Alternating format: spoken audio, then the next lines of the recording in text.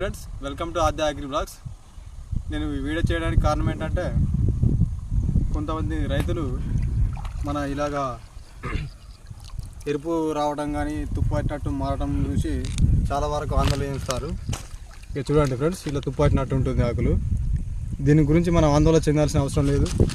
ఎందుకంటే చాలామంది కొత్తగా వ్యవసాయంలోకి దిగిన రైతులు అన్న ఇది ఏం రోగం, ఏ మందు కొడితే బాగుంటుంది, ఏ మందు స్ప్రే చేసుకోవాలని చాలామంది అడుగుతారు. దానికోసమే నేను వీడియో వేస్తున్నాను ఫ్రెండ్స్. దీనికి మనం ఆందోళన చెందాల్సిన అవసరం లేదు. మొదట్లోనే మనం నాటు వేసుకునేటప్పుడే జింక్ వాల్ప్ వేసుకుంటే కాంప్లెక్స్ ఎరువులో అది చాలా వరకు రిజల్ట్ ఉంటుంది.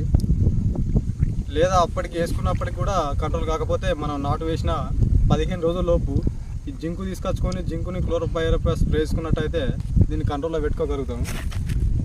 చాలామంది దీన్ని ఎరుపు చూసి ఏదో తెగుళ్ళు అనుకొని చాలా అడ్డగోలుగా మందులు తీసుకొచ్చుకొని చాలా ఖర్చు పెంచుకుంటారు. మళ్ళీ మందు స్ప్రే చేసిన తర్వాత